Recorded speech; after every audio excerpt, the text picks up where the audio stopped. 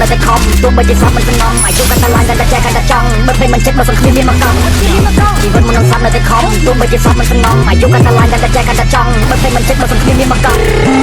ស្លាប់ទៅយ៉ាងម៉េចបើសង្គ្រាមមានមកកង់ស្លាប់ទៅប្រមាណឬមកពេញតាមចំណងជីវិតដូចបារីពេលជួអស់រួចកញ្ញងធម្មជាតិដាក់សម្បាច់តាមវាស្នាយើងកំងខ្លាចមិនអាចឃើញនៅពលឺថ្ងៃស្អែកដេកគិតសុកសុកតែប្រមល់ចង់បែកសេចក្តីសោះមិនទៀងគ្មានអ្នកណាអាចបំបែកអានេះចាមួយទេតោពីខោវាឆ្នាំតើមានប្រមាណដងបំពេញក្តីសម័យតែទាំងដៃចិត្តចំណងតែបើសិនស្លាប់បាត់មួយរងថ្ងៃដែលរំលងថ្ងៃនៅរកមកជីវិតសៅមកចិត្តជំរឿនថ្ងៃនេះមិនដឹងស្លាប់ថ្ងៃណាអញ្ចឹងពេលរស់ត្រូវបំពេញមហិច្ឆតាកងសពពីគ្នាគ្នាតិចតែអស់ចាមានតែខែខ្ញុំមួយមិនបាច់ប៉ុនក្បាលណា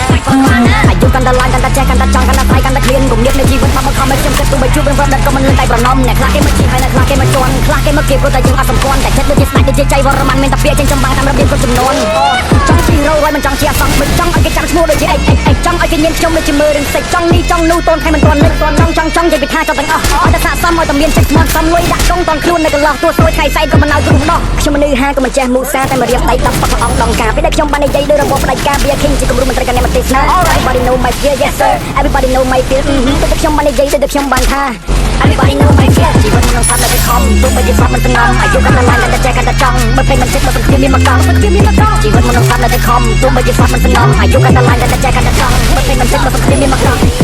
ខ្ញុំដើរមកជាយូរអត់មានគ្រូអត់មានមានអ្វីដែលខ្ញុំចង់គឺរស់ក្នុងសន្តិភាពខាងក្នុងជីវិតចង់តែធ្វើអតិថិភាពនេះក៏ចង់សម្រាប់ខ្ញុំតែខ្ញុំទាន់គឺអាយុចិត្ត20ស្គាល់អត់គ្រប់គ្នាស្គាល់គ្រប់ខ្ញុំចូលតែមានអីទៀតមុនពេលស្លាប់ធ្វើវាមានរបៀបឲ្យតែចាំតពីនឹងស្គាល់ពីទៀតពេលជប់ឡើងទៅសាក់ឃើញគេមកចូលពីមកមានធំមានស្នែងមានចូលមានទីណាចាប់ចង់មានចូលញ៉ាំសេចក្ដីយក